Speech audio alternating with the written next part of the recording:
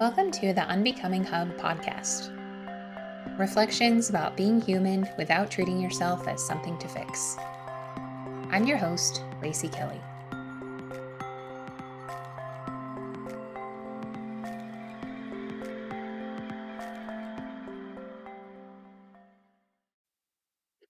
So this episode is inspired by my 100 millionth revision of the Process of Unbecoming. I swear, I have gone back and revised this book more times than I can count, which means I probably just published it a little too early. But every time I go back, I find a different way to approach it or a different way that the ideas connect. And it feels like this time, I don't want to jinx myself, but it feels like it might be the last time because I think I've connected the ideas in the way that lands a little differently. So I'm excited about it. And I want to talk about some of those connections that were made this time around in the revisions. And before I go there, I want to talk about again kind of the whole idea of where the process of unbecoming came from and the premise that we're all operating under, most of us are operating under without even realizing it because it's so pervasive, so present that we don't even notice it anymore. But it's the idea that something is missing. Something from our lives is missing, something from within ourselves is missing. And if we could just find that thing, then everything would be okay. And on the backside of that, there's something missing. It also implies there's something wrong with you. There's something wrong with you. You need fixing somehow. Because the reason you don't have that thing you're missing is because of something you're doing, something you're lacking, something you haven't realized yet. And really what we're saying with that is that there's some kind of deficit within the person, whether it's emotional, psychological, neurological, physiological, just something, some kind of deficit that needs to be identified and corrected. And then maybe we can find that thing we're missing, or we'll finally feel whole. So there's this gap. There's a gap between who I am, who I'm supposed to become, or what I'm supposed to get. There's a gap. And the work is to fill the gap. And the premise is everywhere. It's in the language of therapy.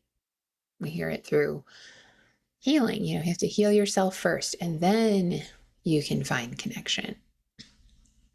Or you have to repair what's been broken, and then you'll feel okay. Or you need to rewire your subconscious mind, and then you'll bring the things into your life that you want. Or it's in wellness culture. You have to optimize yourself, optimize your life.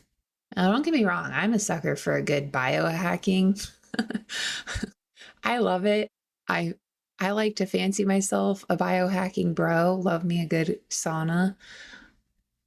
But the spirit of it, of what I'm talking about, is the optimization has to come from a place of like, it could be better,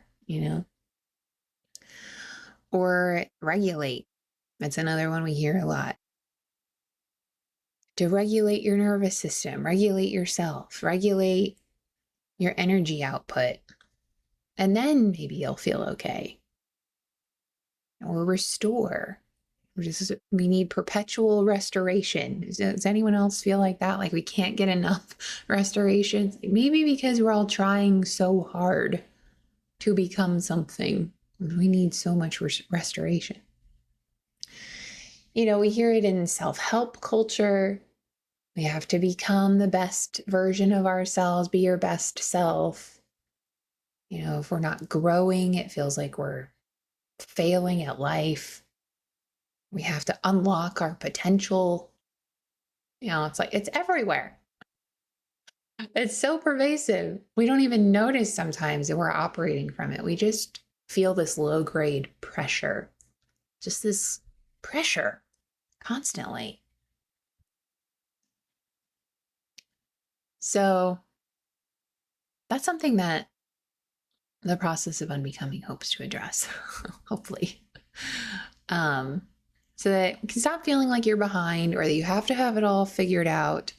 Because the thing about a premise is that it shapes what you see. So if you're operating from this idea that you're broken, you need fixing, that your life needs fixing, that something is missing, you will find evidence for it.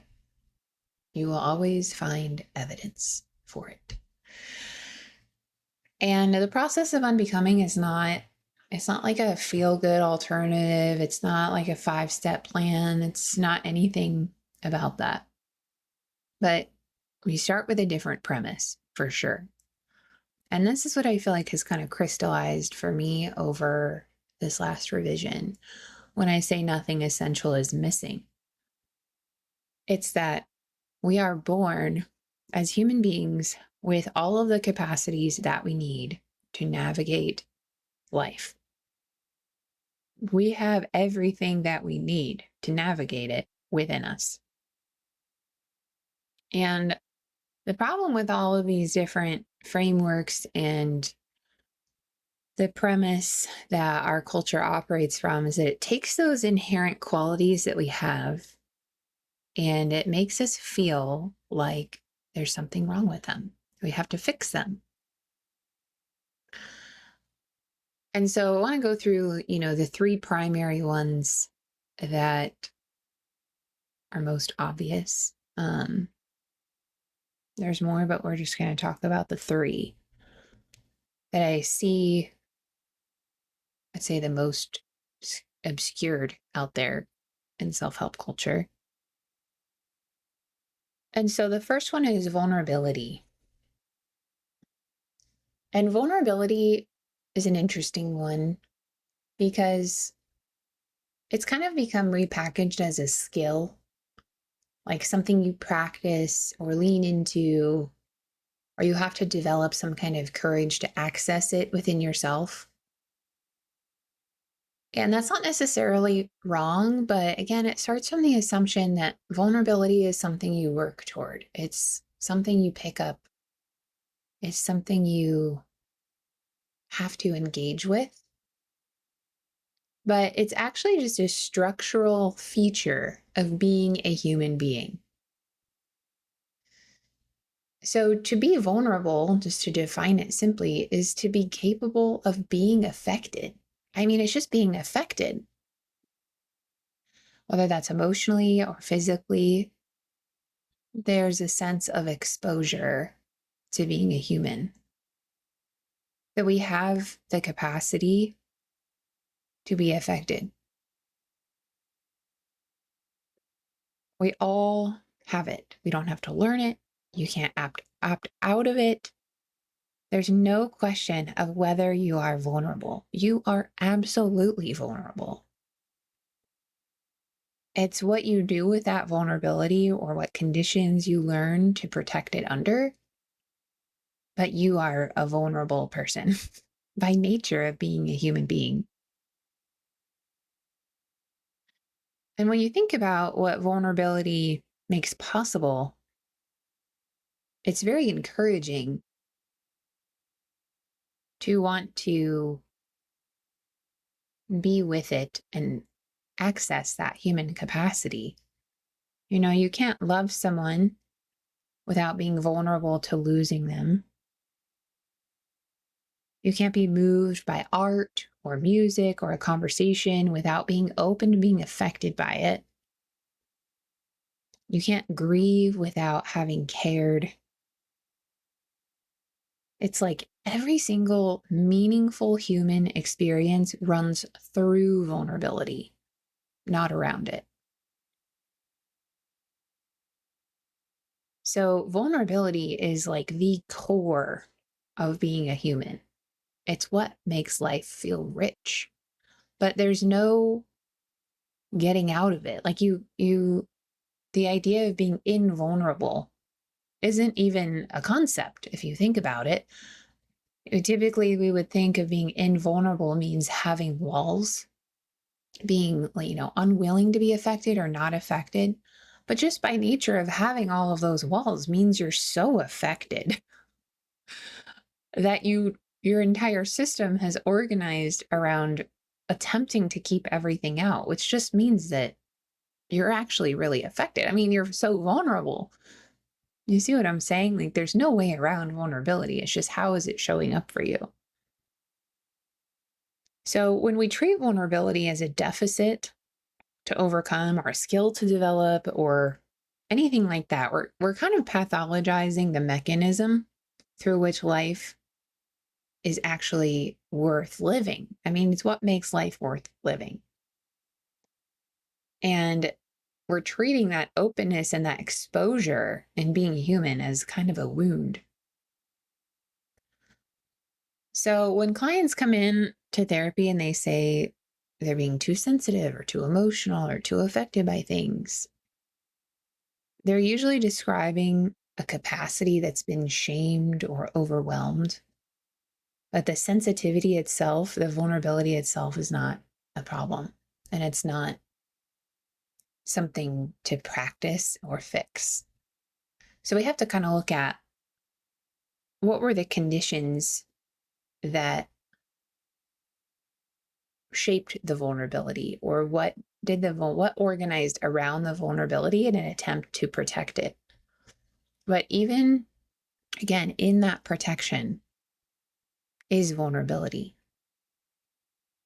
because just by nature of having the walls speaks to how affected and exposed you feel.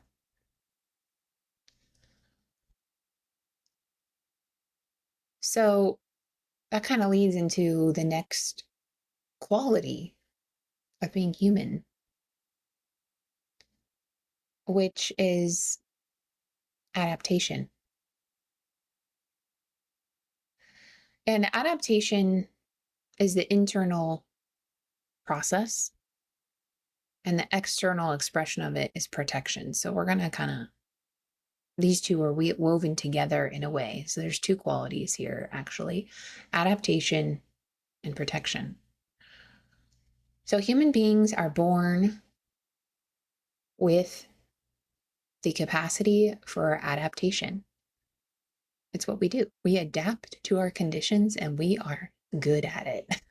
We're good at it. It's like one of our best features, I think, because we're mammals and this is what mammals do. And throughout human history, we've had to adapt to like conditions, weather and terrain and social dynamics, because it was a lot more communal living. Now we're adapting largely to the single family home. So our adaptations look a lot more personality driven. How can I chameleon myself to maintain connection in this environment? How can I adapt to feel like I belong? And those adaptations are often what are labeled as dysfunction or something that someone comes to therapy for, like people pleasing, avoidance, emotional shutdown, hypervigilance, self sabotage. I mean, the list goes on. So, all these different ways of that we've adapted to our conditions is the target a lot of the time for pathologizing later. But those adaptations are so intelligent. They're what brought belonging and connection. And there would be no protection necessary if there were no vulnerability. So, again, the protection speaks to the affectedness of a human. And because we're human, we have the instinct to protect what is vulnerable and valuable to us. So, those adaptations, we instinctually are protecting our own vulnerability, our own ability to be affected. So, that instinct to protect and the way it expresses itself on the outside as these patterns or habits that people later feel like are problems. It's the evidence to show you that vulnerability and the exposure of being a human is within you. And within vulnerability lies the sense of inherent worth and dignity and humanity that we all carry. So when we're really beating ourselves up for these patterns or these deficits that we perceive we have, they're the evidence you need to actually show yourself that you are worthy of protection. That protection is functioning properly, it's working well. The nervous system is really good at one thing. Well, a lot of things, but one of the main things, keeping you alive and maintaining connection to the people you've depended on. And all of this protection, all of that adaptation comes from that job that your body does so well. And it will sacrifice almost anything to do that job: your comfort, your authenticity, your sense of self, your ability to be present, your ability to feel. So, the problem isn't the protection itself, but it's that the protection might still be running in contexts where you maybe don't need it anymore, or where the cost of it has become higher than the threat it was designed to manage, the perceived threat it was designed to manage. And when we look at it from this perspective, it's so different than thinking, oh, I'm dysregulated or my nervous system needs to be repaired. Your nervous system is doing its job and it's doing it well. It just needs a little bit of updating about the information, the current circumstances of your life. That ability to protect, the human instinct to protect what is vulnerable, even sometimes just that shift. Because we were so trained to see this protection as dysfunction, to see it as barriers from allowing your true self to express, or barriers to living the life you actually want to live. Like, if I could just stop people pleasing, then I'll feel like myself. So in a lot of ways in self-help, we're taught to resist these protections. And we take the protection as evidence that we're not worthy or that we're broken, when really they're the evidence we need to say, this exists because I am worthy of protecting, because I am a human being that can be affected. So when we pause and slow down and see it that way, you can see how the premise of I'm broken and I need fixing, it lifts. And now it's like, no, I'm actually complete. I have everything I need. I have my vulnerability. I have the protection. It's just how do I want to use it now? How do I express it now to help with connection? Which leads us to the last quality, capacity, and being human, which is connection, that we are biologically hardwired for connection. Just like how we talked about with protection, we will do anything to maintain it. It's not something that you build, cultivate, work toward, and this is, again, one of those things that we hear a lot, like you heal your attachment wounds so you can have secure relationships, or you develop communication skills so you can feel more connected. You learn to be vulnerable, that word again. So real intimacy becomes possible. And there's truth in all of that, but it starts from the assumption that it's not there, that you need to build it, and then you achieve it, and then you experience connection. It's like the gold medal of inner work, But we're all feeling the pull toward connection all of the time. It's something you're born with. Infants, we orient toward faces before they can do anything else. We long for contact, to be seen, to matter, to not be alone. It's not a learned preference, it's structural. It is biological, it is what you are. So even, if we've been so hurt by connection that we've organized our lives around not needing it, that's still needing it. The longing is still there. It doesn't disappear. And just like how we talked about vulnerability, all of that wall and all of that protection is evidence that you are so affected. And that's okay. You're supposed to be affected as a human. It's part of the deal. You can't avoid it. So, connection is actually where that real change happens. That we have all these interventions to try and, in the classic self help world, heal yourself first. And it makes it seem like you have to heal in a vacuum before you can connect. Like there's a linear progression to this thing. Heal yourself and then you can connect. It's like, no. We heal through relationship. It's always been that way. And that can be a relationship to our inner world that's different. But until that inner world is seen in its vulnerable messiness, the exposure, until it's been exposed, it's just information. So there's no linear progression in feeling human.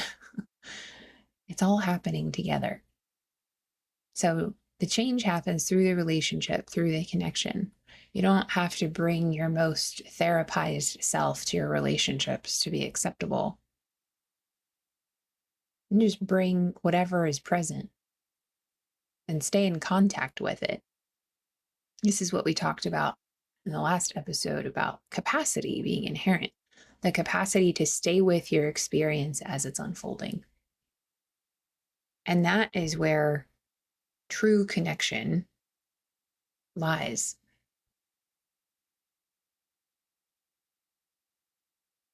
So when we, zooming out again, looking at the broader perspective on these things, treating vulnerability, protection, or connection as deficits, then there's something to sell you. This is where the pessimist in me really comes out. So, fair warning. I think it would be the worst thing for the self help industry and the optimization industry, and even therapy to some degree. I think a little less so, it's slightly different. Depends the kind of therapy you're talking about, I guess. Mental health model therapy, where it's behavior driven, there's absolutely a need for that in certain areas. But some of the more ambiguous existential relational styles of therapy or ways of intervening that view these things as problems. But it would be a tough deal for these industries, for you to realize and feel you're not missing anything. The capacities you need to feel, to be affected, to connect are all here all of the time, have never left, are never going anywhere, and they are what make a life feel fulfilled. And when you begin with a different ground, a different premise, you go in believing that, it changes the way you orient to your experience. It changes the way you organize around it. And that, again, change happens through the relationship. That's the change in relationship you have to yourself. Is it changing the premise? I'm not broken. I actually don't need fixing. And every single expression of myself that I have has been intelligent adaptation to the vulnerability that lives within me, the vulnerability that houses my worth, my dignity, and my sense of wholeness and completeness as a person.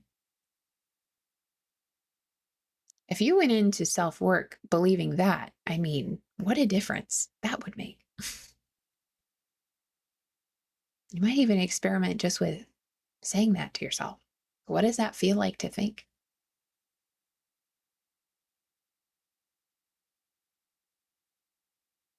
And this is just maybe the rebellion in me, but I think that's the most awesome rebellion of all. I'm not going to believe what you're telling me, that if I can just regulate enough, if I can just wire my brain enough, if I can just repair my nervous system enough, all this language that we have, which can actually create more distance to ourselves and others in a lot of ways, which I've talked about before. It's like, if I can just do all of these things, like, my God, the pressure. No, you don't have to do that. Change the ground you're starting from, and everything will start to reorganize around that. So maybe, this week you notice something about yourself that you'd normally label like as a problem, a pattern or a reaction or a way you shut down or push through or avoid. I mean, self-sabotage, the list could go on. Maybe try asking a different question instead of what's wrong with me? Why does this keep happening? Why am I like this? But what is this protecting? Or how did this adaptation help me at one point? Or even maybe this is happening because I'm affected, and maybe that's okay. Just starting with a different question, starting with a different ground, different premise can make such a big difference. So I think that's it for today. In my book, I go through the different ground, the principles that we can operate from, the truths of being human, the capacities we already have that can never be taken from us, and what their functions actually are. The premise is different. And then it unfolds into the different ways of relating to your inherent human capacities that give you everything you need to do this thing. So, all right, this is a long one. You're getting longer. I don't know if I need to do something about that or not. You'll have to let me know. All right, I'll see you next time.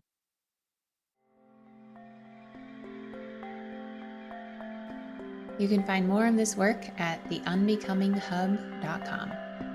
Until next time.